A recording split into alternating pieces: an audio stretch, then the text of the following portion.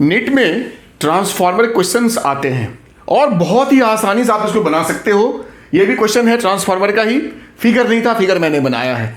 Question क्या समझो, कहता है एक ट्रांसफार्मर जिसका कि इनपुट वोल्टेज 220 वोल्ट है और आउटपुट 440 वोल्ट है, मतलब स्टेप अप ट्रांसफार्मर है।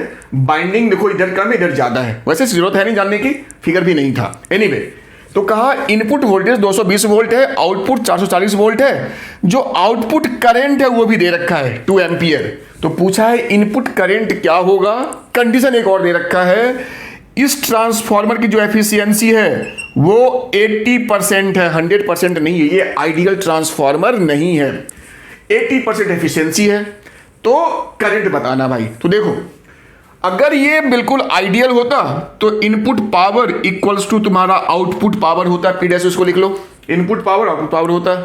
लेकिन चूंकि ये एनर्जी को लॉस करता है तो जो आउटपुट पावर होगा इस एफिशिएंसी के हिसाब से कह सकते हैं कि इनपुट एफिशिएंसी का पावर का 80% होगा आउटपुट पावर। तभी तो भाई हमें ये 80% एफिशिएंसी का मतलब समझ में आएगा।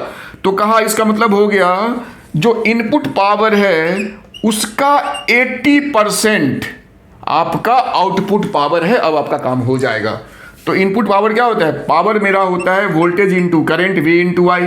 तो V है मेरा 220, I तो मेरा I है, इंटू 80%, तो 80/100 इक्वल्स टू आउटपुट पावर, तो V इंटू आई, तो 440 इंटू 2।